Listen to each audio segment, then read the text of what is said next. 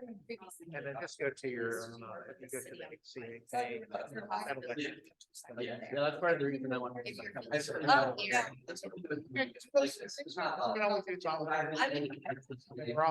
The more the merrier. I know. It's a work trip. I actually really live on. Oh, So where you? I don't think I realized when I was talking to you. Yeah. I've been. It would not. Yeah, I've been here about. And I have thumb drive, laptop, emails, what's best? Can you saw hang on today? I'll flush up. Laptop. That branded. Yeah, I have. And over here is a typical.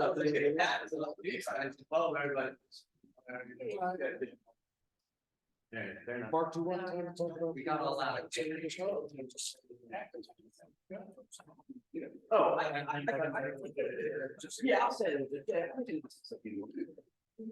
And I want to get invites. We're gonna be here back here in 2 nights for the big to do for Thanksgiving.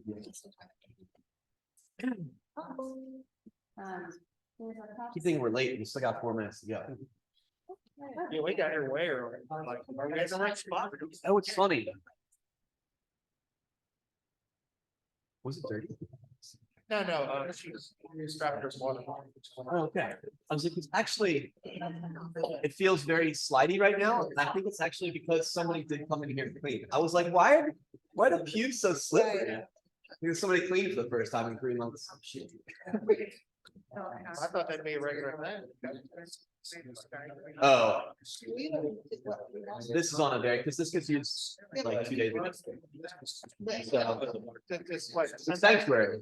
Okay. Yeah, Sundays and then like chapel time on Wednesdays, a meeting like this, maybe 3 times a week. Oh, well, there's Tuesday nights, 4 times a week. Yeah.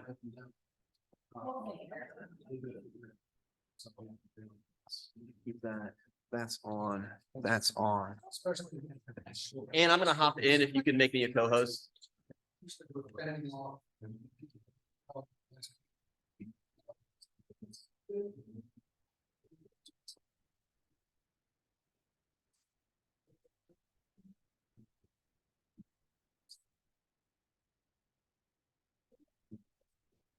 People can grab. Like on the back pew. Back. You tell me.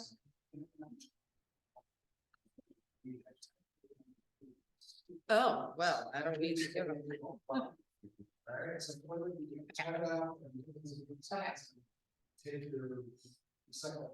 All right, and I'm coming in right now. I'm coming in. And if you want one, say whether it's not pass them to the next. Remember, we have to keep cleaning it up. Yeah, I forgot. All right, you got me?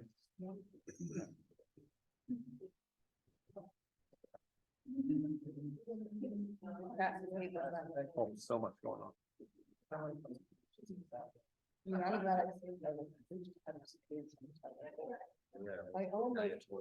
almost put it out. Probably want to, well, it all depends what you want. I mean, you could enter in the presentation mode if you want the slide you're looking at to be bigger, but Okay. I mean, it's just it's a judgment call.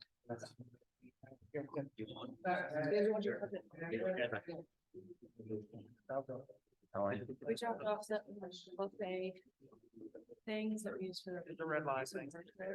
Yeah. Like, they're like buffet shaving dishes. Yeah. Just put them downstairs in the box, Downstairs. Yeah. on the kitchen counter. They are that way. They did. She is the first one that has that. So. Yes.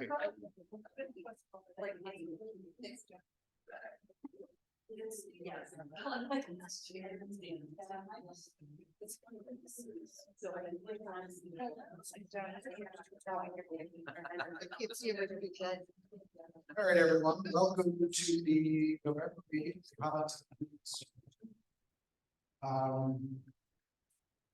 We have a score.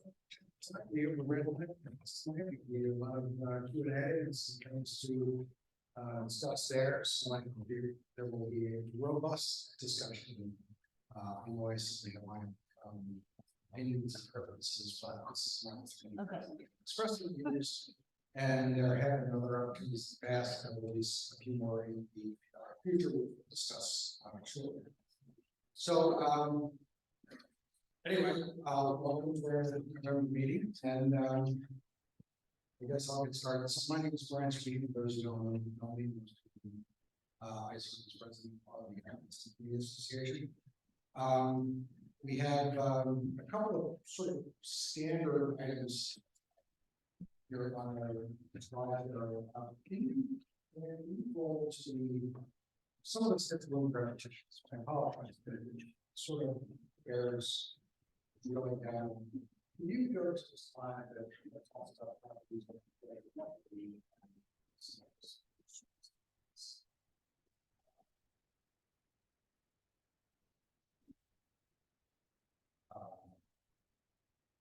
so one thing that you see every year when the weather gets cold is that we have particularly some blocks in our neighborhood have some problems with people who are experiencing homelessness and they are going to get out of the cold and we can find them. The problem is that they will seek shelter in homes that are any sort of property that's not properly secured and can create problems. So if you see a property anywhere on your block, neighbor's block, particularly in the block where we don't have participation, and you can look around this room right now, you can see most of the people who are active in the community association live on certain blocks, and most of the blocks where we have these sorts of problems are not these same blocks. So I would urge you to look out for anything anywhere in Highland Town, or frankly anywhere in the city. You see a property that's on the counter, you feel that people are getting out. Please report to 311. Use the term open to chaotic entry because that really triggers some responses with city council and other people to try to get these places sorted out. Because what happens is people look at these properties and whether it's cold, they're going to try to find alternate heat sources, and when that happens, bad things can happen. Either in the row house neighborhood, we have shared party walls with our next door neighbors, both sides. And the problem for somebody on the other side of that brick wall is from everyone else. So we want to make sure that we report those things. And you know, if you see somebody who's going in and out of a house that is open to chaotic entry, we can try to direct services to them. So don't feel that you know you're inconveniencing somebody who's simply trying to find shelter. Maybe we can do something better for them, while also protecting our neighborhood. So there's another slide there about our service opportunities, which bring this up again. So again, this again, repetitious. You know, we are a community association. There is no one person in this room who could do everything for everyone. We are here to enable people, not here to do things for you. If you can't find a way to do something, you can reach out to us via our email at town2224@gmail.com. Reach out to us in some way and say, hey, I got a problem, and let's do that. Can I get some help? Can I get some advice? Yeah, you know, leverage from an organization that has the ear of our city council and other people. And you can reach out to things, but this is a community effort here, and we're all part of the community, and everybody in this community can get things done. We have money. I don't know exactly what our budget is right at this moment. We're somewhere in the mid to upper $20,000 range. So we are not a poor organization by any means. If anyone in this block wants to do a block party or a cafe-like project in the block or anything of the sort, there is a place on the website to go to pitch an idea and ask for some financial support and some other kinds of support, that kind of thing. And that is found at our website, www.opentown.com. There's a link there. And You know, again, we're here to enable and support, we're not here to do it for you, so if you have something on your block, you think is important, that means it's important, and you should step into it and be willing to do. So as the slide says, every day in Highland Town starts. There's another couple of slides that are left in the form that discuss the new reporting of crime protocols in the city. The city is trying to get away from having a police response every time there is a crime report made, because guess what? If you've been a victim of crime, person who has victimized you has left, in all likelihood, they're no longer there. So having an officer come to take the report is kind of cutting into time. They could be out on the street doing something that might be a little bit more productive. So they are asking people to report crimes. There is a telephone reporting unit, and some slides up there. There's a slide for a telephone reporting unit, and there's another slide for the web-based reporting. You do get a crime report. So if you need something to turn to an insurance company or otherwise, you can do that. These are not to be used in cases where the crime is happening right now at this minute. They're not to be used when there is when there is evidence to be collected or something like that. There are ways to send evidence in if something is done, but you know, in a lot of cases, if somebody's broken into your home, you're going to want the crime investigators to come out and investigate and stuff like that. So I believe, John, am I right? Are these up on the website that they're This whole slide set, so. this whole slide set? Okay. So there are ways to find it. I am not fluent in it because I don't tend to be fluent in things that I can just look up, and there are ways to look it up, and our website is one of them. So it is not very satisfying when you want to voice a police report and you kind of want somebody to vent to, and you know, have somebody come out and dust prints or you know whatever else and see something happen. But at the same time, it does put the priority on the street, not at your house where the crime has taken place in the past. No longer in danger. If it is a danger, always 911. If it is not a current danger that's police issue, you can still do something. If you don't need a police report, you can still do something on 311 police side to report something there. Additionally, the sheriff's office, there's a slide here for this. On the sheriff's office, as they Sam Cogan promised during the campaign, is going to be stepping into some areas that are not, or at least in Baltimore, have not been traditional areas where the sheriff's office would be engaged. Typically, the sheriff's office would handle evictions and transportation of criminals to and from court and you know some other things. They're a law enforcement agency, and they have the legal authority to do a lot more than they've done on the previous sheriff. So Sheriff Sam Cogan promised he was going to step into some new areas, and one of them that is fairly recent announcement is traffic enforcement. So if you have a chronic corner where people are running the traffic light, stop signs, people are doing other things, you'd like to see some targeted enforcement there, there's a place to do it. And there's the website at the bottom of the slide. I didn't bother to remember it because a lot of numbers at the end of it, and I thought I'll screw that up. But John, can you get that up somewhere as well? Sure. So and it's pretty basic. I mean, the form, literally there are 3 categories. Incidental things that have happened, recurring incidents that have happened, and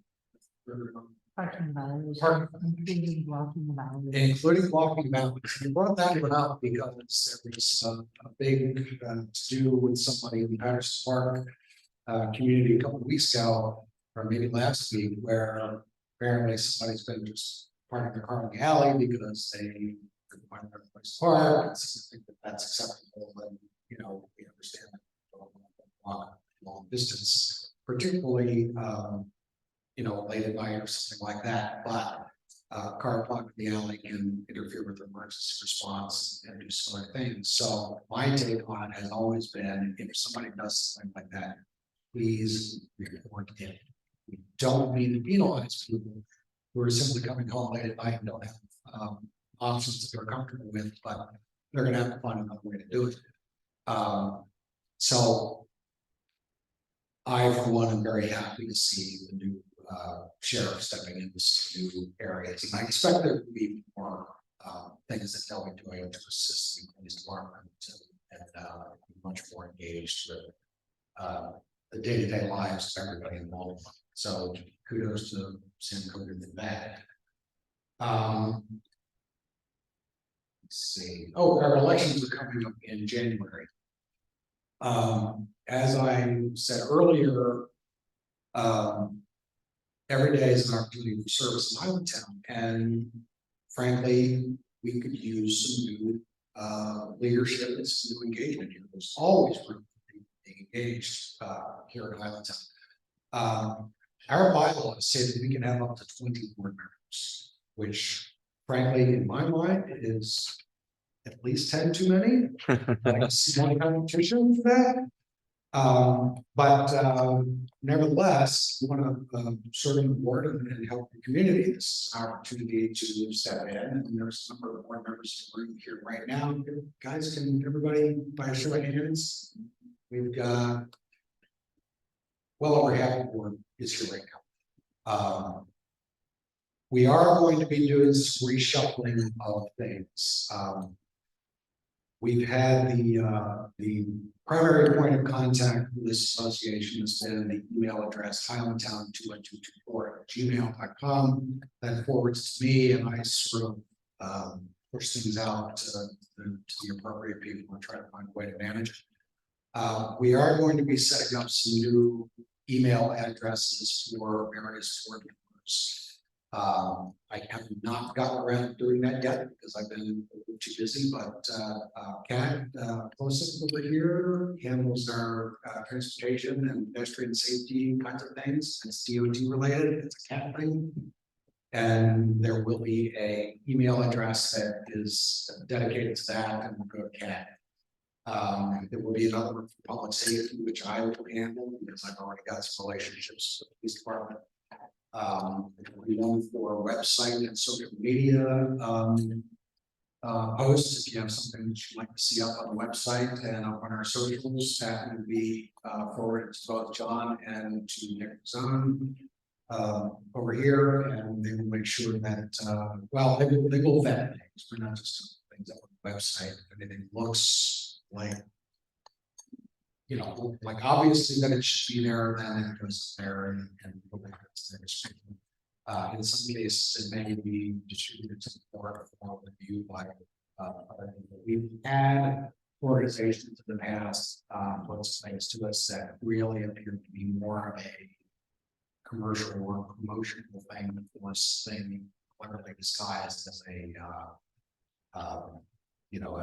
public service or something like that. And we're not here to promote things for businesses. We're here to do things that are going to be good for the community.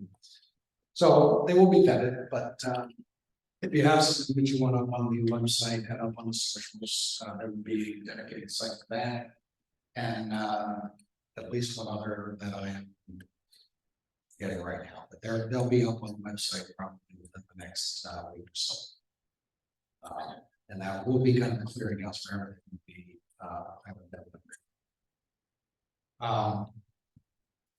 There will likely be a meeting about the red line in Highlandtown sometime in December. To be determined. Amanda at Southeast CDC had suggested that she would like to see some more opportunities for the merchants and the business owners on Eastern Avenue to have an opportunity to express their concerns and what the possibilities are. And most business owners in Highlandtown or Eastern Avenue do not live in Highlandtown. So don't really know what their level of engagement has been. We want to make sure that they're included, and she asked the Highlands and Community Association to be involved in it as well.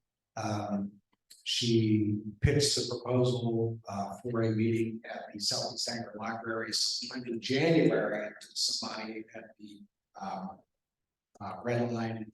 I guess January is going to be too late to have any opportunity to act on what's learned. It really needs to be December, which is what, a week and a half out. And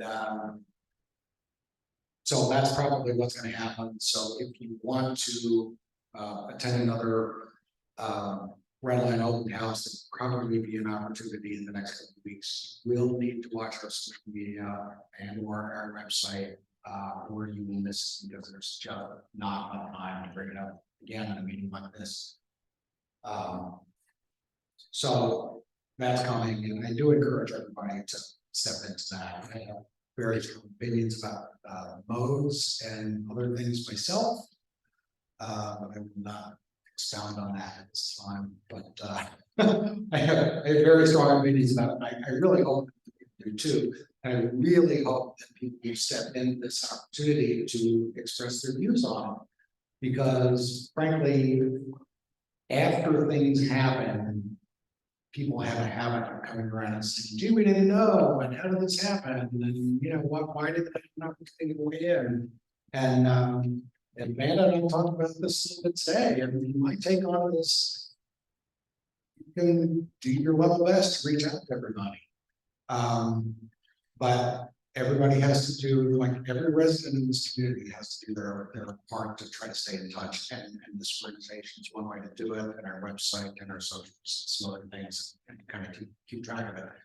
And frankly, I think if people are not paying attention to those things, they sort of lose a little bit of their ability to complain about this is another way. So this is an opportunity, and I hope everybody will step into that. Amanda is with us and in the chat confirms that they're working on the December thing, and she'll keep us in the loop. Okay, got it.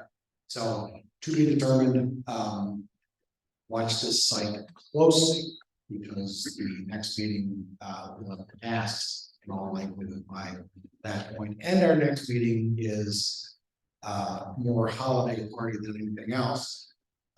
We are exploring having our holiday party at a different venue this year. We've always done it either here. Last year was the first year we were here, was No, so for the party here, anyway. the party. Last year, the party was downstairs below the gymnasium here at Breath of God, and previous to that, when we met at the other Salem. Salem church. We always held the party in there, and you know, there's always opportunity to chit chat a little bit about community things, but it's really much more of a strict that. If there is news about the Red Line, we'll try to make a point of getting it out at that meeting, but it's really a fairway meeting. We will not have speaking guests or anything else. Sort of not like this. So watch the website and the socials if you want to come to the December meeting/party, because it may not be here. It'd be really cool. We kind of take it on the road and see some different things. We're trying to find some ways to bring in some new people to the organization. So maybe this is the way to do it. Lastly, this Saturday is Small Business Saturday. We all know about Black Friday, which is, you know, Amazon heavy these days, has been for quite a while.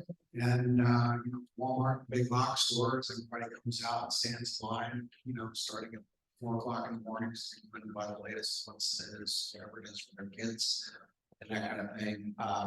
But, you know, a lot of the money that gets spent in big box stores, certainly it does support local salaries, but a lot of that money also goes to corporate shareholders and leaves the neighborhood. And if we really want to support people in the neighborhood, it's really not buying local. And with the exception of my niece, who always wants some big Lego set, which you really can't buy from a local vendor.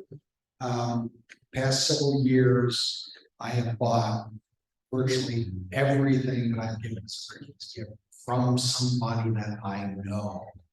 And I would encourage everybody to do that. We've got some merchants in this room. We have lots of merchants that everybody knows, and we like to call them your friends and get out there and support them. And when you talk, when you give the gift, tell your friend, hey, I got this thing at, you know, Joe's shop, and it's really cool. And, you know, encourage everybody to shop local because it is really, really important. Small businesses struggle in a way that big businesses generally do not. And small local businesses are really important for vibrant community. Yeah, Alan? And those who miss the Saturday, has plans on Saturdays, they can come to the first Friday to do the same shopping. First Friday is coming up, and First Fridays, for those who don't know, our art galleries and restaurants and our shops are open on the late Friday night in December. Of course, big one for us because it's pre-Christmas, and you know our local shops will be stocking up on things for both Small Business Saturday and for First Fridays. And again, it's really good for the community, and it's fun too. First Friday is just a ton of fun. I mean, everybody comes out and everybody's happy, and you know, shopping. There's usually snacks and some beverages, various places to go, and I encourage everybody to not only come out, bring your friends, because again, we want to support our local businesses, and it's also a lot of fun. Yeah, BJ. Yeah, the slide that's up is about the Dreamers Shop Small event on Shop Small Saturday. It's up on the slide. Okay. Amanda will be giving out maps to all of us that are open that day and what we're doing in our stores. So she'll have bags and maps to give to everybody so people don't just wander around aimlessly during the day. At least they'll know who's open and what time and what's going on at their shops. Got it. And where can we find this besides where it is right now on the screen? Dreamers on Shop Small Saturday. They're having a market out front. At 10 a.m. At Dreamers. Yeah, 10 a.m. to 4 p.m. A women and queer owned market. Okay. Yep. Okay. And Amanda shared it in the chat too, and also I'm sure on Highlandtown Main Street, Facebook and social media, you can find it. Got it. Yep. Lots of places to find it. Just put in the chat that this is just a meeting place with other maps or other places. Right, yeah, and to Amanda's point, this Dreamers and Make Believers, which is just blocks from here. Is, you know, it's a wonderful store, but it's really, that's a point to kind of go and get some information and then, you know, get out and hit the other shops and, you know, support our businesses and have a great day. I think weather's supposed to be nice, it's going to be too far out than that, but should be a lot of fun. So that's what I've got for coming events and for some other things. No, you're good, you're good. Not that one, not that one. One to the left of it. Left of it, left of it. Yeah. Okay, standing by. Yeah. You're good. Okay. All right, our cop walks, we've been having cop walks in this community for, I don't know, 10, 12 years there? 15, 16, 17. More like 15, more like 15 years. We have scaled it back a little bit because there's not been a lot of engagement. We have stepped back to every month, and in fact, we wound up skipping last month because none of the people who were regular walkers were able to come out. So we may rejigger how the cop walks look, including, and I kind of advocate for this to make it seem a little bit less militant, to just turn it into a safety walk. We would still try to have a police officer from the Southeast District join us. It's good for a lot of reasons. One, we get to be familiar with our local police officers, and there's been some changes, and frankly, right now, I'm not as committed with them as I was a couple of years ago, because there's been some promotions and lost some real talent here in the Southeast. But at the same time, it allows people who are out doing this walk to you know, walk through areas that are a little bit more troublesome, which is mostly to the north and east side of the neighborhood. And you know, to see and look for potential problems, including the previously mentioned,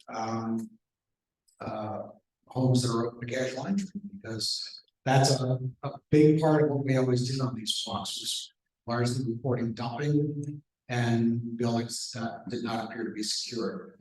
It's always been a big thing. So I would love to see us get back to having some more people involved. But at the same time, it's not gonna fall to the one or two of us to get out there and do it, because it just doesn't make sense. And even for just safety purposes, there's strength in numbers. And you know, as an individual, I'm not gonna go crawling around the block. It doesn't seem to be safe without some support. So, it is something to think about. We will attempt to do it in December. And see what comes out. So there it is. There may be some rejiggering of what that looks like. And I think that's all I've got. So I'm going to open it up to first board members and then general to the general floor. Board members with announcements to make. No. What? No. Good evening, everyone. Good evening. My name is Mark Parker. Good evening, everybody who's online with us today. My name is Mark Parker, service pastor here in the church. Really glad to see you all today. I think Brian asked me just to address one thing because I was about to speak, but we talked the last two community association meetings about redistricting, which is this kind of this path that the mayor and the city council have to figure out themselves every 10 years. Since we last got together, the mayor wound up vetoing the city council's plan that they had passed. And so wound up reverting then to the mayor's plan, which he had put out way back in the 2nd week of September. Either way, the end result for us here is that the precinct east of Conklin Street, where many of you all live, has now been brought back into the first district, along with a bunch of Southeast Baltimore and the rest of town. And so come the next election season, we'll all be voting for the same representation, and the 10 years after that will be, at least for those 10 years after that will be the same district. So that's the final outcome of that. So, also Elwood Park, Northwest got added in. So, got East Avenue all the way across, actually, past Fontana, Olive Oil, kind of going eastbound, and then up to Monument Street. It's kind of, we moved farther north across Pulaski Highway. So that's also now part of the district too. So those are our neighbors for district purposes. I wanted to invite you all this Thanksgiving week. Wednesday evening, many of you start their 15th year doing this, with the exception of COVID years. We have a neighborhood Thanksgiving Eve celebration. So we get together for dinner at 5 o'clock, and people bring some food from their home. We can watch out here. So if you want to come here and do a bunch of cooking, you're welcome. We'll get started around 12 o'clock, and feel free to stop by and be part of that. But we'll sit down and eat. So it's not like as you serve other people's situations, like I'm all gonna sit and eat together and get to know our neighbors.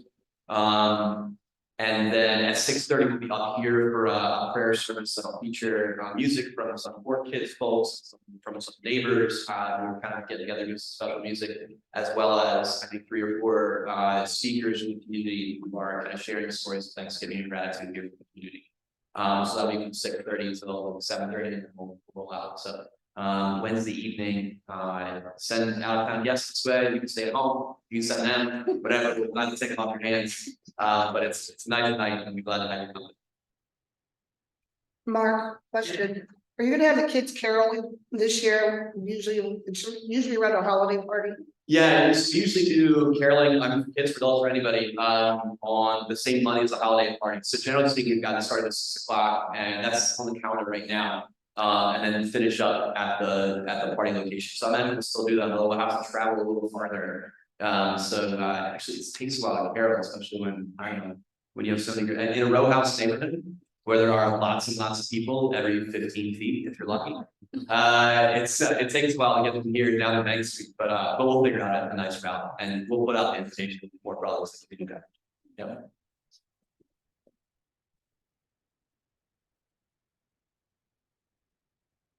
All right, so Keith, you wanna recap? So, for those who, don't know or didn't attend or anything, Keith and Sarah, organized our, big, fundraiser at the basement bar for this. 2 weekends ago. Still.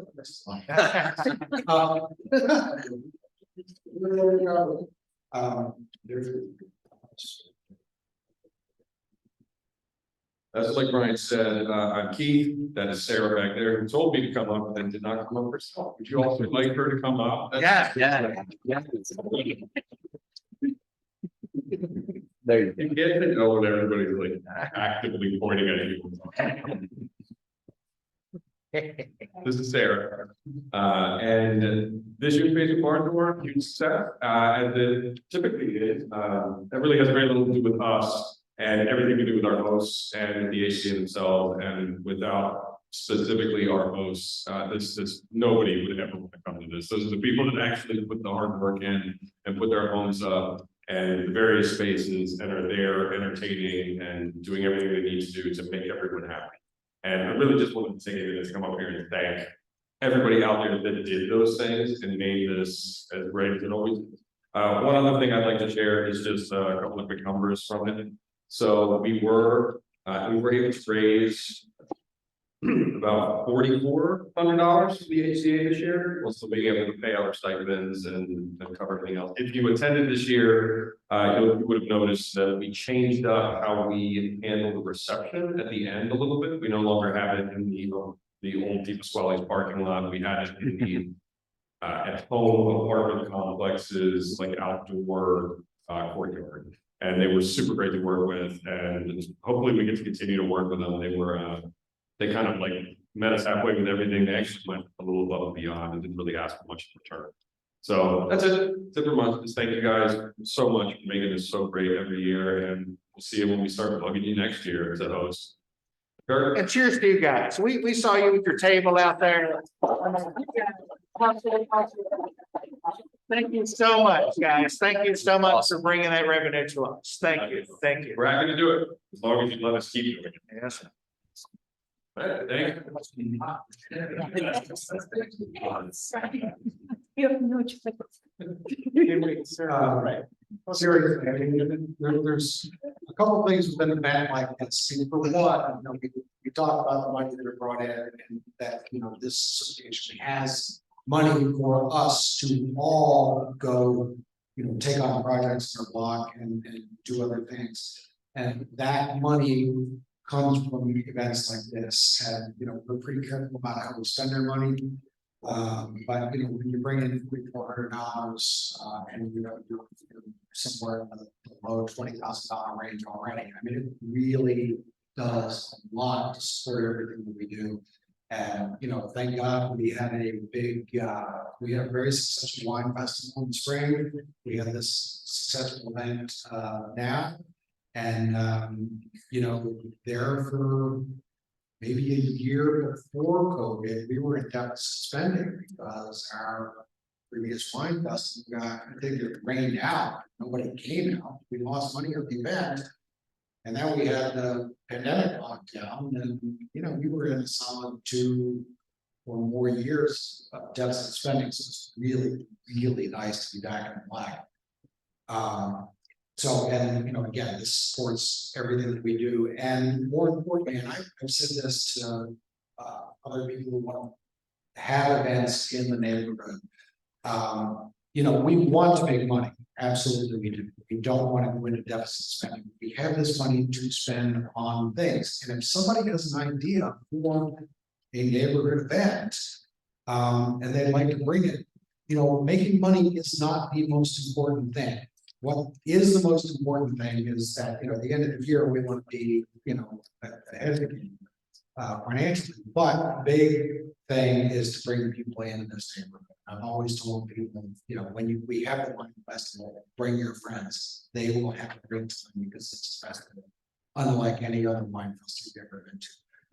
Basement Bar Tour won the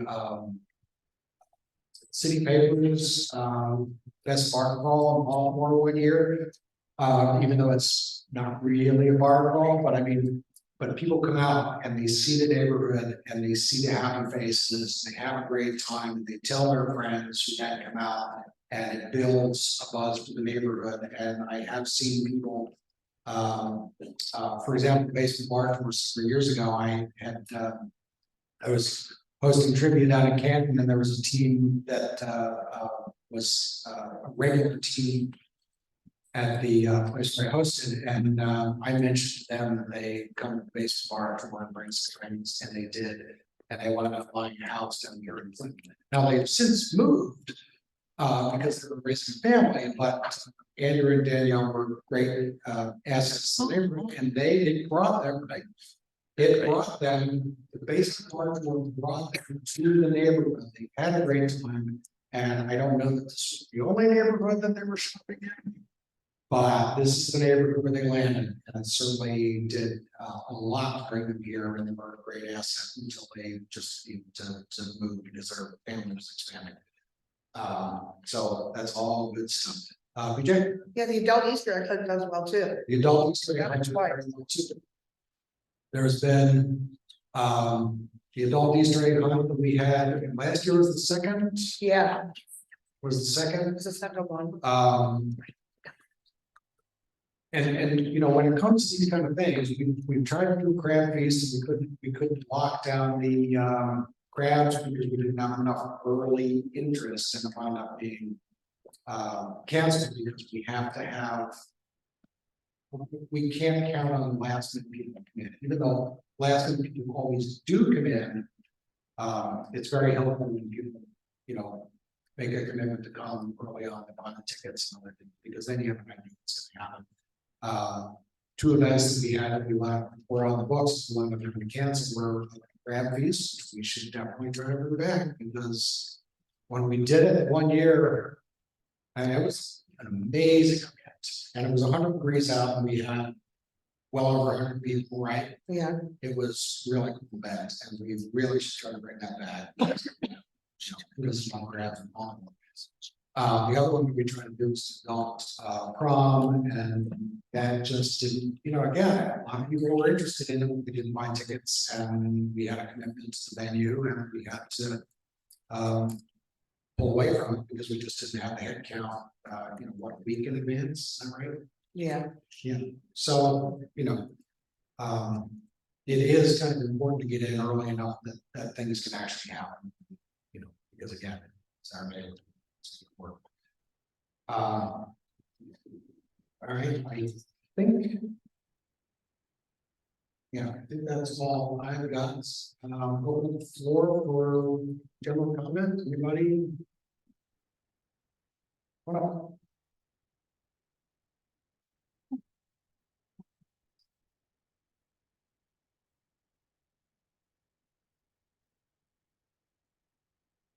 Good evening, everyone. My name is Jason Hayward, and I live right outside that window, 138 South Hyman Avenue. But more important than that, I am the School, Family, and Community Council co-chair for Patterson High School. Patterson High School over on King Street.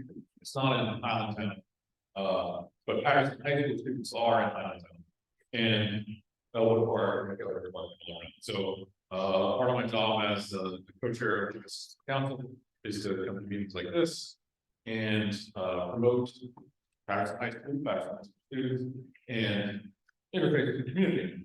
We had this past week, our school play ran for 2 nights. We're very happy to see many people from Allentown there, and I very much appreciate it. The students appreciated it as well. I think it was the best turnout that we've had for school play. So we thank all of you that came out.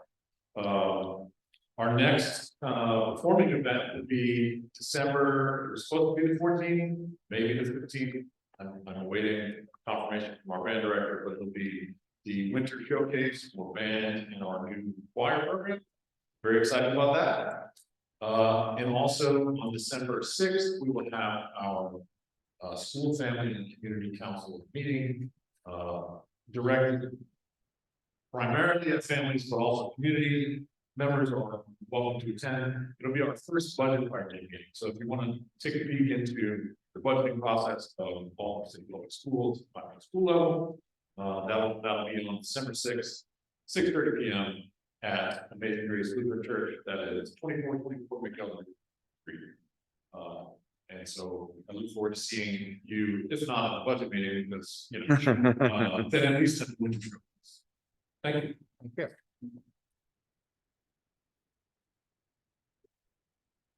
Yeah, and it's interesting because a lot of people who are regular attendees of these meetings do not have kids. And you often don't think about kids in our community unless they're, you know, next door or there's something to complain about. And frankly, these events in the school, these are our kids, kids who live in Highlandtown, go to Patterson Park High School. And or Patterson. Just Patterson. Patterson. Used to be Patterson. So, you know, these are our kids, and again, it's our community, and we show up and support them and, you know, give them a good showing and you know, a round of applause when they've done something really cool, like in a play, performing arts. Anything of the sort. It really, it comes back here because they live here. That's really, really important. So anyway, thanks for that. And keep those coming too, because if you have something that you want to have posted on socials on the website, let us know. Again, there'll be a new website or a new email address, that kind of thing shortly. In the meantime, you can just go to Highlandtown.com, you can find the link that comes to me and I'll get it out until the email address is reset. So, Thank you. Kurt. Just wanted to ask, is the train garden happening? Train garden is happening, and I don't know the dates of it, but I suspect it's This Saturday, I think. this Saturday it opens. I think so. The train garden is in the firehouse on Conklin Street, just the other side of Eastern Avenue. It is really cool. I mean, it's very much a Baltimore kind of thing. The train garden is around Christmas time, and you know, firehouses tend to be the place. And you know, when I lived in the burbs, you know, we get in the car and we drive 15 minutes to see it every year. And here it's a 15-minute walk if you walk slowly. So, you know, go there. It is really cool. There will be a donation bucket out because it definitely costs money to put it on, but it's a really cool event and you will see your neighbors there. It's social, it's interesting. The kids love it. You know, and all this stuff again for the kids in the neighborhood because they come out and they have an opportunity to engage with the rest of the community. So it's all good stuff. Amanda had shared the flyer in the chat. So it's weekends, 11 a.m. to 5 p.m. and then daily from the 23rd to January 1st. There you go. Yeah, pretty cool. One last thing, and the tree lighting, I just wanted to bring that up as well. It's 2018. Yeah, it's first Saturday. It's on our wall. Oh, it's first Friday. So yeah, the tree lighting, the trees in front of the Southeast Sanger Library, right at the corner, there is a sort of a sculpture there now. I agree. It's like a Frank Zappa? Frank Zappa. no, well, no. Oh, yeah. No, the artistic one. We do have a Frank Zappa on this Like, come on. statue there, which is very cool. And in the past has been yarn bomb with Christmas stuff. I'm not sure that yarn bomb material, how far it survives. I don't know how many years to get out of it. I have a hat, and actually I have mentioned it to Amanda, and she told me, I was welcome to make one. Yeah, If anybody wants to get together and make Frank Zappa holiday hat. yeah. So there's an opportunity there. If you want to help, you know, if anybody's a knitter and wants to make a new hat for Frank Zappa, that'd be really cool because honestly, I just love when people like that and dress up and do crazy things with it, and I'm quite certain Frank Zappa would approve too, because you know it's he wants. So anyway, that's all I have from up here. So I will invite up our speakers. Come on up.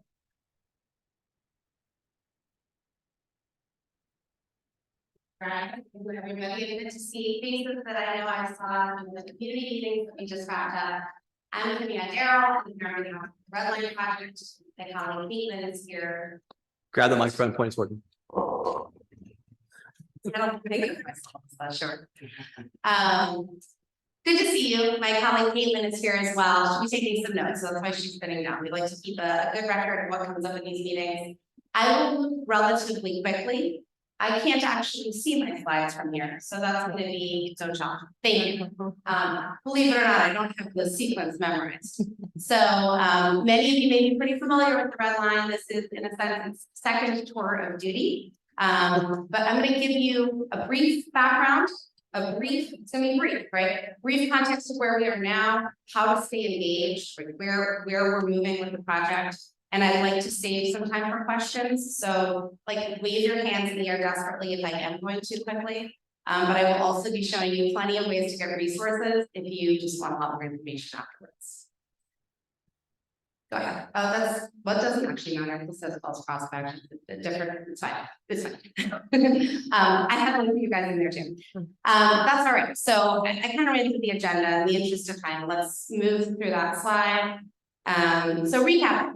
So the Red Line Project is really to address a major gap in transit access between east and west Baltimore. So think like Woodlawn to the west and Bayview to the east through downtown Baltimore. There was, of course, the original Red Line Project over a decade ago, canceled less than a decade ago in 2015. But in the meantime, we had two things that really reaffirmed the need for the project. One was the regional transit plan in 2020 that identified this corridor once again. And then a feasibility study, that was like 2020 to 2022, the East-West feasibility study. Once again, reaffirmed this is a corridor that is in need still and today for major transit investment. We relaunched the project under Governor Moore in June, which is very exciting, which is not that long ago. We're moving quickly here. And we are trying to build on as much of the previous work that was done, technical, environmental, community engagement. And so we're not starting from scratch. We are, of course, asking good questions to make sure the project's ready for today. Go ahead. So what are those questions? What are we looking at? Really four big questions here as we explore what the Red Line will look like as we move forward. One is the mode. We're looking at both light rail, which is what the project was originally designed as a decade ago. But we're also looking at bus rapid transit, which is a mode that we do not currently have in Baltimore. People think it's just a bus, and it's not. Briefly, it is a bus vehicle, of course, but in a dedicated transit way. So think about how a light rail vehicle is separated from traffic, has stations, off-board fare payment. BRT has that as well. So we're looking at both of these options. We're also looking at some alignment adjustments. If you will picture your community and Camden Crossing area over a decade ago, looks quite different. Development has occurred quite aggressively in this part of the city, which is wonderful, and means that the same alignment is just not possible. So we're looking at some alignment questions there that adapt to the development that has happened and is still happening. We're also looking at whether or not, or to what extent the project can stay on the surface versus have below grade or tunnel segments. The original project had two tunnels, one at Cook's Lane, towards Woodlawn, farther away from here, and then another through all of downtown, daylighting right around the Stateway. So in the meantime, the big thing that's changed is that in 2018, as many of you might know, Baltimore City passed the Complete Streets legislation, which creates a higher payment rate. So we really need to think of the needs of transit users, people who are walking, rolling, people who are bicycling, over those in single occupancy vehicles. So we can begin to think of the roadway a little bit differently. And finally, adjacent projects, right? We want to make sure that we're integrating with other projects along this corridor, such as West Baltimore United, there's RAISE projects, RAISE, and then of course the project on tunnel replacement. So we're looking at all those things. We came up with these 3 different alignments that you see, and I do not expect you to really understand what's going on the screen. I have much better maps on the website that I will point you to, but just schematic, you can see, right? There are 3 main alignments here. And in each of those alignments, we're looking at 2 different modes, as I mentioned, light rail and bus transit. These different combinations of modes and alignments let us look at an apples to apples comparison of how these perform against one another. In our different measures of effectiveness. Again, these are much more detailed on our website, and I'll tell you how to get there. So how are we evaluating, right? We're looking at these and with eyes open that they each present their own benefits, their own challenges, and also depending on folks' perspectives, their different ability to hit or not different priorities. So the measures of effectiveness I mentioned, we'll get to those, and then in sharing those and the open houses that we just wrapped up, and then meetings such as this, and then ongoing through the website as well. So again, I don't expect you to take all of that in. All this is on the website too, but you can see at a glance that we're showing how each alternative, which is a promoted and alignment combination, scores in a sense, how it performs in these different ways. I'm not going to dwell there. That's something you all want to digest in the room. In some, I'll give you the cheat sheet. In certain ways, the 6 preliminary alternatives really perform well about the same. So in terms of access, reliability, and then opportunities for transit-oriented development, or TOD, and economic growth. All of the alternatives perform well here. This is not a major differentiator between them. And there are some key differences. For example, ridership is one where you see some different performance. They all show sufficient ridership to deserve, to warrant a major premium investment. But our light rail alternatives show that they would attract higher travel time is number one. Of course, they all reduce travel time with a major infrastructure investment. And of course, tunnel options, 1 and 3, once you start dialing in, do see about an 11 to 15 minute travel time savings when you look end to end. Of course, the caveat is since people are not traveling, you wouldn't want to be, but you can get a sense of it. And then costs. No surprise, right? Tunnels cost a lot of money. They are about 70% more expensive than their surface counterparts. And then surface light rail have the lowest cost per user trip, I should say. So again, there are different ways of looking at this. There are a few other ways. Go to the next one, that they also have some different performance. The time to implement, risk and complexity. You can see there the years vary, but in short, right, light rail takes longer to plan and implement, and then the tunnel is its own challenge and carries with it just additional risk and complexity. Finally, on-street parking and traffic impacts, something we hear a lot about in this part of town. Of course, surface alternatives do have higher impacts. I'll preempt the question, right? How many parking spots will we lose? This is something that we are not at that stage yet. And we will continue to work with communities as the project does move ahead to talk about priorities within neighborhoods about parking versus traveling trades. Okay, I'm getting there, I'm going fast. So we had community workshops, we've been community meetings, just like this one. We had 4 open houses on the corridor earlier this month. We had Spanish language folks there as well to do translation. All of our materials are also available in Spanish. Everything's on the website. So I'll give you all those links at the end, but you hear me saying it a lot, it's important. We also have our Spanish language materials available there. So we do have community members whom that would be important. They are not and so we ask that everyone review those materials. If you didn't get a chance to come out to an open house, the boards are available on the website as PDFs, but we now also have a narrated version. Should folks just feel more comfortable like having some kind of tell them what they're looking at. And the survey that's out there, and take it at our own, thank you. But if not, that is available unopened, I should say, until December 1st.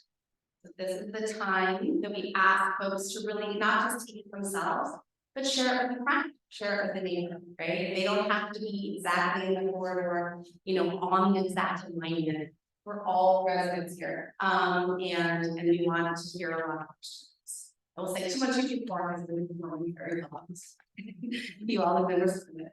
So just looking ahead a little bit so you know what to expect. right? In September, we shared those alternatives. October, we started having pop-up events and community meetings, from drive-throughs to the open houses, we had our open houses, we folded the survey together in here. And then what are we doing next? We're gonna incorporate that feedback, we're gonna understand, you know, which areas have these priorities, and so that the voices of the community, the public, can really become part of the story along with the technical analysis. We do need to also compete for federal funding, so we need to make sure we are advancing the project. That can advance for those highly competitive federal funds, we think we can have our half of the cost of the project. We really want this. And then in the spring, we'll come out with a state recommended alternative. We'll start moving on things like the NEPA process, which is like a formal environmental review process, and getting our ducks in a row for that out of the funding process as well. I talked fast. These are the ways to engage with us. I'd say if you remember one thing, it's the website, which is in the top left. So redlinemaryland.com. You can get to all of our social that way too. But that's where you're gonna find reports, our narrative website, our survey, also our email address, so that you can follow up with us and you have questions as well. And then it's not helping you right now. I've been going very fast to see what questions you all have. And if there are questions that we want to bring on our platform, we can do it on the website, but I think we can probably, I think we can do it. I have that. I have it ready if you need to. All right, I did pretty well. So we talked a little bit about costs, that's not the fair costs, it's the wider costs, it's costs to build the systems, cost per rider across various different. Yeah. So one slide should have. That's kind of interesting. And there are two types of costs. Well, go ahead. So, one of the, Brian, people may not be able to hear you very well online. Join me. So from a cost perspective, there's, reference that the tunnels obviously are about 70% more than the unit on surface. There was mention that the bus rapid transit with the tunnel and we're able to cost per wire. Understand that? I need to look at it to make sure I'm answering it correctly. But really, one of the big things that comes into play with cost per rider is the cost, right? It wasn't like capacity. So, you know, if we're attracting or attracting we're attracting higher riders, ways to carry the higher riders, you can get the cost per rider is not the cost of the whole isn't cost, right? Because that's either an offset as we do here. Yeah, I'm not looking at our shop, right? Long horizon. That's what that is. So there's the capital costs still be, which are basically what it takes to design it and to build it. There's the cost of rider, and it takes the cost to most of it as a, you know, there's a word that's escaping, like a normalized number. And then there's also the operating and maintenance cost, because when you built it, you do have to continue to operate and to maintain it, and those costs are doing very. We have some good part of the costs.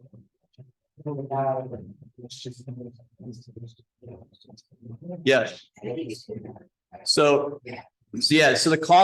the cost in rider, the highest one is the cost per trip is bus rapid transit in the tunnels, the highest, $26 per trip. The lowest is surface light rail, either one of them is 14 per trip. Capital expenses, max is light rail in the tunnel at 46 million. Yeah. And then the lowest cost for install for capital is bus rapid transit on the surface at 19. Yeah. Yeah.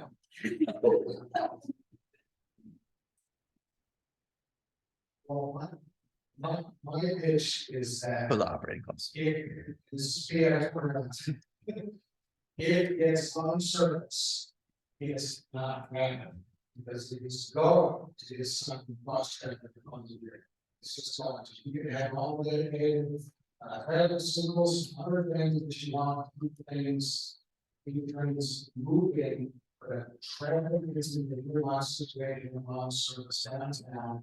Well, there is $1. James are going to be silent, but I would be also.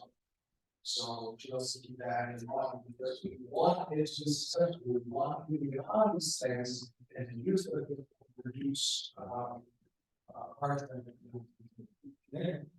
Hey, just a quick question. So either tonight or next time you come back to talk about this, Yeah. can you, like, in practical terms, compare the cost benefit of like a standard stadium deal like Camden Yards and T-Vex Stadium got? Like the cost to like, it costs billions of dollars to do that. There are a lot of hangouts to make it happen. And there's seldom as much hand wringing about like that sort of deal. So transactionally, like what's the cost equivalent to like this, the like Owego buses or like create a sense of place with something that's regionally appropriate? Like, Sure. can you just compare those things? Because like that's the world we're living in. In theory, yes, I would not even deign to begin to talk about stadium financing in this moment because I would just be making up any knowledge that I pretend to have. But the point is taken, right? What we as a society tend to focus on versus other things that just go along. I come back to this is where community members are important, right? I am someone as part of the project team, I don't get to have an opinion, right? You know, I hold a process, which is to share information and gather information without putting a finger on the scale. Which is why it's me like not realistic, right? Like I think that is not my job. And you all do get to have opinions, right? And you get to talk to your neighbors and your family and your friends and your colleagues. And express your, you know, the way you feel about it, and drive them towards our process. Right? The survey is a tool to have your voice be heard. Something I didn't mention is even though you see, you know, end-to-end landlines on the map, the survey lets you weigh in on different segments and what your priorities are in different parts. Understanding that you may not feel that strongly about something out of West Baltimore or Woodlawn. You can say, I have a preference, but in this area, maybe we have some very specific priorities that you do want us to know about. So, you know, I guess I could use that as my own plug to come back to the survey and the conversation that you all can and it would be great if you had it in your community. Go ahead. So as an accountant, I love this. And I guess for people that can't really read it as well or break it down as easily, why are we even considering a tunnel when it's going to cost almost twice as much as any other option? It's not going to be something that people are going to choose, which is set in another slide, in fact. And also, the tunnel doesn't reach as many people. And the whole point of this is to reach more people, which increases the amount of public transportation, decreases the amount of private transportation, which also, by the way, will stop your gridlocks because the more people that are using the public transportation, the less they're driving. Why are we even considering a tunnel at this point? Like, my question is, between the light rail or the bus, it's the tunnel versus that's a lot of money for something that is going to take way longer and not necessarily give us more than what 10 minutes and give us almost 20,000 less people that it helps. What is the point? So I will explain why we are looking at it. One is it was the original project, right? So when the project, I will keep this like less nerdy than I was about to. The project we launched, right? We obviously are first working with our FT, our federal partners, which is the FTA. And as part of showing that this is the same project that we're looking, you know, whether or not it's what it originally was or BR, whatever it may be, it's still the relevant, it's still serving the purpose and the need of the original project. We do, of course, need to look at the original project as part of that. And we also need to look at these variations, these like different features or characteristics to see what makes the most sense for today. So depending on your priorities, you're gonna look at that and be like, this thing is crazy and that thing's not, which I totally get. What do you think likelihood is that we would be building a tunnel? I can't think of that. Okay. Especially not in the midst of like where we're gathering the input on what folks, right? You know, just ask. I'm not being cagey, it's just, you know, okay. Go ahead. Is how this was calculated available somewhere? Or is it just Yeah, numbers? I mean, it's not technically, it's not out there right now, a technical memo or something. If you have specific questions, absolutely reach out. Someone on the technical team can help to walk through how something is calculated. Studies that these numbers are being pulled from. Yeah, so it's looking at other like peers that are designing and implementing similar projects now, right? And we understand that if folks have any like, memory of what the original project cost was, this is very different. Inflation has been very real, right, in our industry for these types of projects. Things don't get cheaper over time, it turns out. But if there is something that you want to dig into, I would encourage you to just reach out to us at outreach at.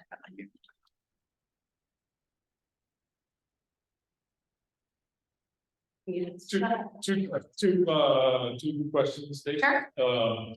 One, were these, measures of effectiveness? Yes. Is this driven by, excuse me.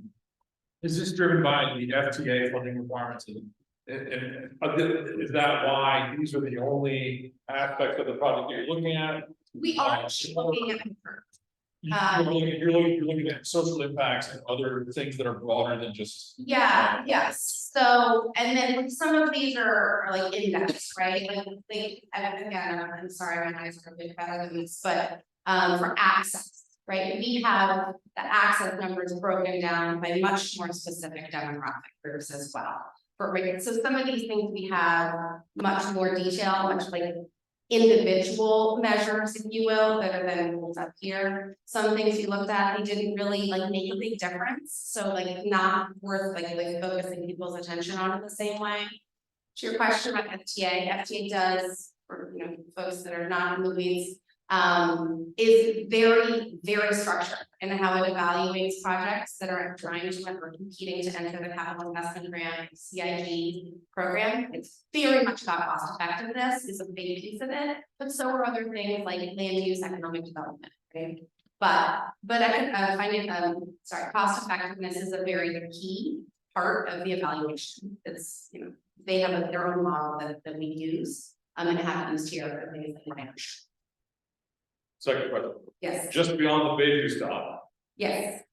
there's a little bit more than a quarter mile past the Bayview stop. There's a place, Patterson High School. Okay. Are there plans for future expansion of the system that way? Great question. I'm sure you know, other folks may not know. Baltimore City public school kids do not take yellow buses. You see a yellow bus around, it's because it's transporting students with disabilities that are not able to take the MTA bus. And Patterson High School doesn't accept, that's not the right word. Patterson High School has students that are enrolled from all over the city. One of my students takes the current metro from, I don't know, feels like Owings Mills all the way to Shot Tower, and then catches a bus from Shot Tower all the way out to Patterson High School. So there's a student equity issue that I'm thinking about. Absolutely. So I'm gonna answer your question. I'm gonna answer what you're not asking, but I think it's an important piece of information too. So no, there's not a current plan to extend the red line to Patterson High School. Now, underlying bus service, connected bus service would of course be something that would be looked at, right, and reevaluated and finagled with whatever project happens here, so that we're not having too much redundant service. We're also making those key connections, right, from our substations. So kind of the other thing that you may start to hear about, which is I'll mention it here. As you all know, there are some major job centers that are now east, right? Trade Point Atlantic, more to S in towards the eastern Baltimore County. We're not to extend the red line, right? To have it go farther. Basically, what we'd be saying to FTA is, hey, this is a new project. We're gonna hit the brakes on anything that happened before and we're gonna start it. We don't want to start. We're gonna keep moving full steam ahead of the red line, and MTA is starting a separate study that looks at the eastern end of the red line to points east. If you start hearing about let's see if I get this right, East Baltimore County Access Study, it is looking at those connections farther into job centers, not cool. But it's just an example of how we're looking at this. I think in one of the previous studies wasn't East Baltimore Mark To connect to the. That in the maps, still, there's not like a date on that I could give you, but that is a connection that is included here. Which would be, just, I think, north of Bayville.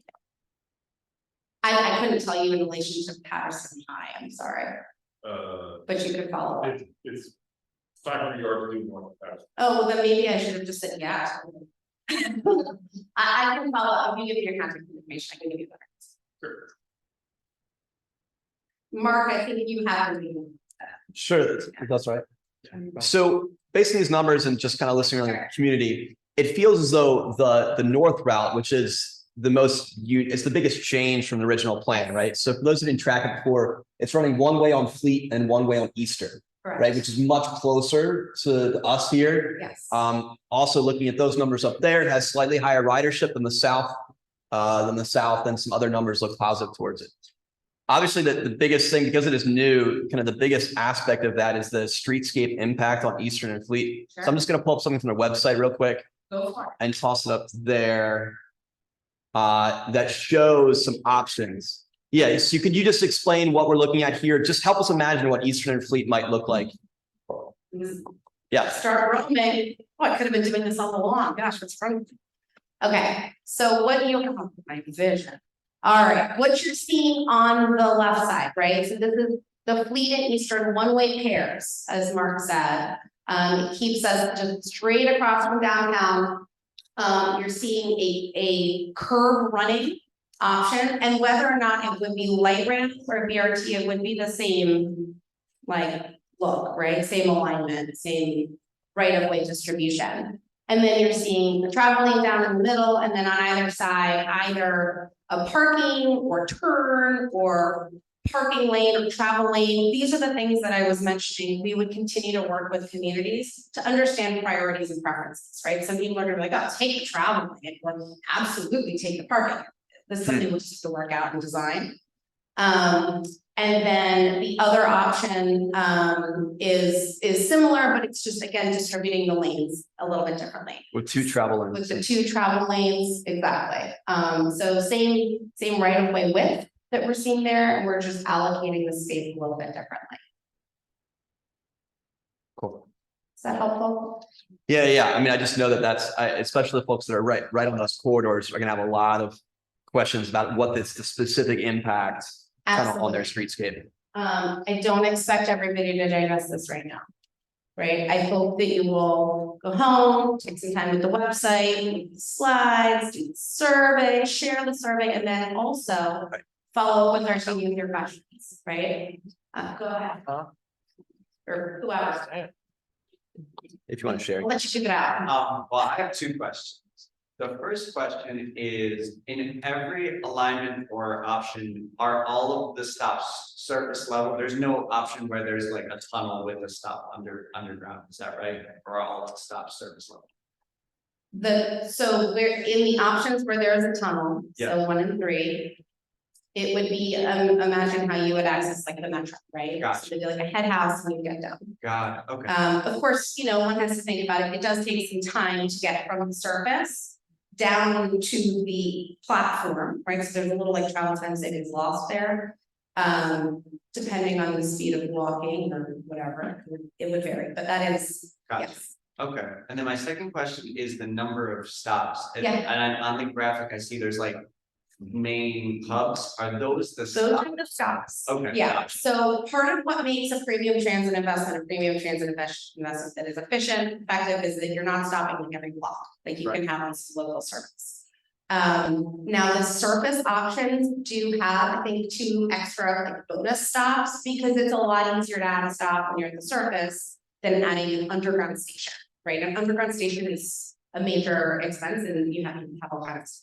So there's a little bit more access that we were talking about earlier with the surface options, because we can add those stations. Okay, thank you. Sure. Communication. I guess, I don't know if you can speak to this, but, did you explain what happened to the red line project before and why it failed? I can. And also, I think you said a little bit about like, that you're federally funded, or like, do you have to take your case? I can talk about both things. So, the short, unemotional version of why I was here. So the project, had gotten all the way. Roundabout. Project had made it basically all the way through the federal funding process under the New Starts program. Which is paying for about half of the project, the rest coming from state and local sources. All sources in Baltimore County. We were at the point that we were basically inking the full funding grant agreement with the federal government. For highly competitive funds. And then Governor Hogan came into office, did not feel that it was a fiscal decision he wished to support for the state. And he canceled the project. He literally quoted and said he just didn't want to bring those people to the other side of the city. Yeah, the project was asked in 2015. This was, you know, a tough day for many. I will say that, you know, advocates, community members continued to beat the drum of how important this project was for the next decade nearly, right? Governor Hogan, this was a major campaign item for Governor Moore was a major campaign promise. So, you know, no surprise that one of his early, you know, big announcements was bringing back the red line. Is that a complete enough answer? I'm sure there are those in this room who will editorialize more. Oh, we have another question on federal funding. So federal funding, yeah, we'll compete for it, right? The FTA is the administrator of this process. They fund project, for example, when the project was canceled and we basically said like, no, thank you, $900 million. Those $900 million went to another state to fund their project that was next in line. I guess like, is there like a process where you have to have an acquisition strategy, and then you have like entering contracts and trying to like, you know, have competitive contracts and something, you know, analysis like that. I guess I'm wondering, was that all done before? And I guess have to be redone again. It's all gotta be done again. Right, because I guess when I looked online quickly, the timeline was about 10 years, right? So Yeah, so we're not starting from scratch, right? Remember I was saying we don't wanna say to FTA here, we're starting a brand new project. We wanna show that this is the same project that we are making adjustments to modernize it for today and tomorrow. So our timeline is faster and it still takes time, right? yeah, I will say the thing that helps too, right? We will make decisions. And all on the road, not every single person is gonna say that is the decision that I would wanna make. But continuing to build and have a coalition of support is important, right? Showing our elected leaders this is the project that is wanted, that is supported, is important. And there are lessons to be learned from the first time around. makes sense why you're here, you know, talking to her, more engagement. Absolutely. Yeah, it makes sense. And your voices matter, right? I mean, it's not like we're taking a vote, right? We're all raising our hands, but it is important. Surveys are important, and then people often think like, it's just a formality. It's not just a formality. Go ahead. Is reliability of the different methods calculated somewhere? Yeah, so reliability ends up being, the big, I think it's in the, I spoke to it earlier. The big difference for reliability is going to be surface versus tunnel. Of course, you are gonna have things like, I mean, it's, Well, yeah. I'm concerned about the buses versus the trains. well, those would be about the Train same. lanes. Those would be the same on the surface because the bus would be in fully dedicated rail. Anywhere we have a fully dedicated lane for light rail, we have a fully dedicated, separated rail for bus. I understand that, but when a light rail breaks down, Mhm. it blocks the light rail until that's resolved, right? But a bus. So in terms of Route rail- resiliency, so yes, Yeah. resiliency is different. Okay. Yeah. Is that quantified Yes. somewhere? Yeah, there's some information about resiliency, if I recall, in the boards. It's not like a metric in terms of a number. It's more of a qualitative metric, but we do consider that as well, right? So the point being, like, if the track breaks, the track floods, what have you, right? You could reroute a bus. You cannot reroute a train. So yes, there's a system resiliency question there for sure. Making it weather events, what have you, go ahead. I know you need to have our impact, by all these other meetings by December 1st, but, and then you said in spring, I guess this is when it'll come to fruition if it's gonna happen or not. I reckon so. So if it does, if you come to that agreement that it is gonna happen, when will this happen? So I'd say at this point, our agreement is that it's happening and it's what it looks.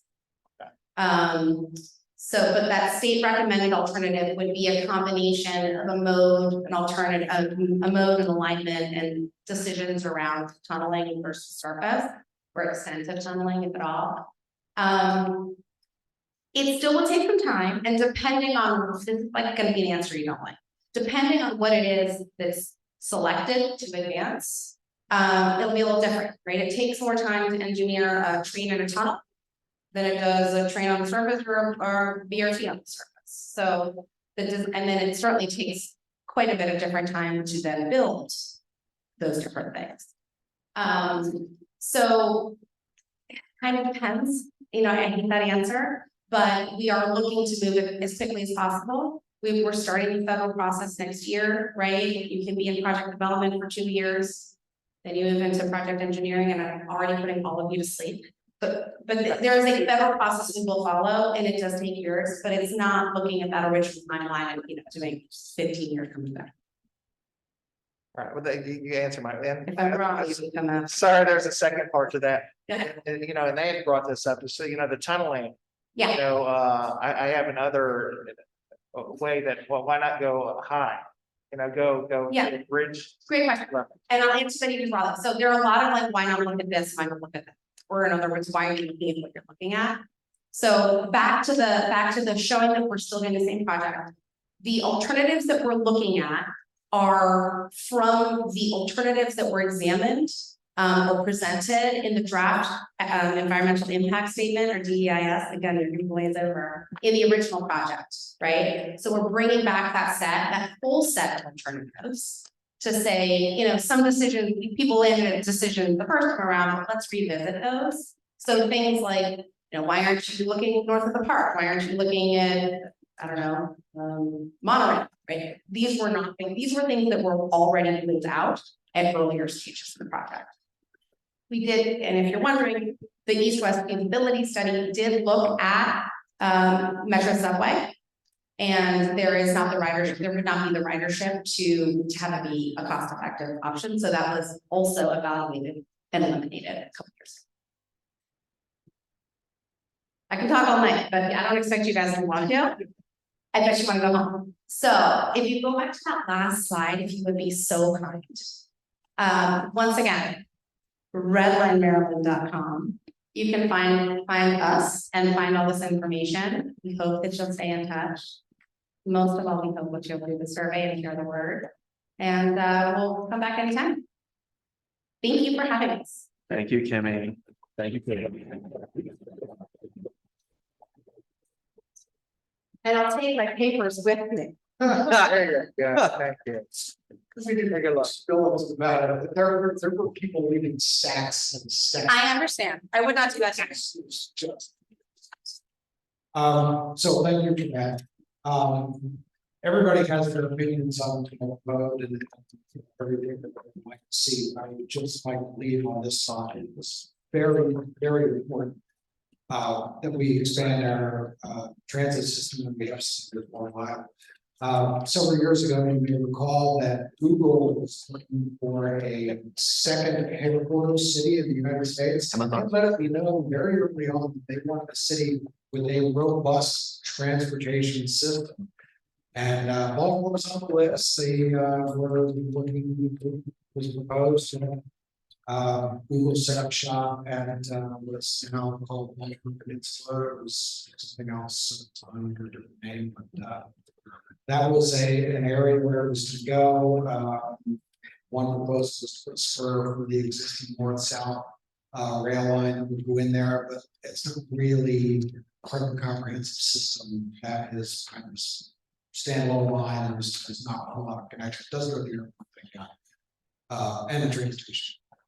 But it didn't really qualify as a robust system. And, for that, probably, and a host of other reasons, all are washed out pretty early.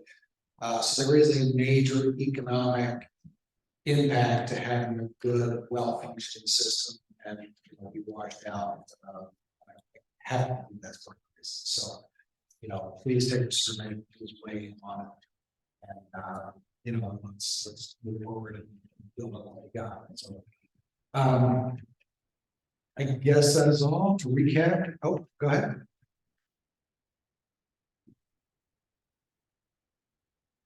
Hello, everybody.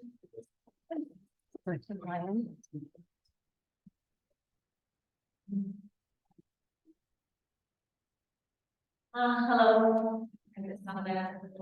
Just move it. I'm a shorty. So I am your DPW representative. Talking about Ryan's first little reel up there, 311, very important. I have some documentation for you. I'm trying to address a lot of the complaints that we've been getting at the councilman's office regarding dirt, debris, garbage, and garbage bags sent out in the alleys, an array of assortment of illegal dumping going on in your alleys down here. So I was hired because I speak English and Spanish, and I know you have a large immigrant population here. So I have translated all the documentation into Spanish and also English. You can share with your neighbors if there are any concerns in your neighborhood that you need me to come out to address. I will reach out to your neighbors. If you have a Latino neighbor, you can let me know that something's going on and they're not aware, or they're not just familiar with the process either, because nobody has actually spoken to them about how to get rid of garbage here. So I have a little package for everybody. I'll give you my card. I mean, now it's the holidays and we're all getting ready to party and see our families. But if at some point you need to address something, you give me a call. I'm District Funds representative liaison, along with Larry Nunley. Me and him will be dedicated to this area from now on. Anybody have any questions or any? What's your name? Oh, my name is Haiti. Hey, Haiti. My name is Haiti Batista. I have my business cards and my phone number. So I will give it to you now. Thank you so much for your time. Thank you.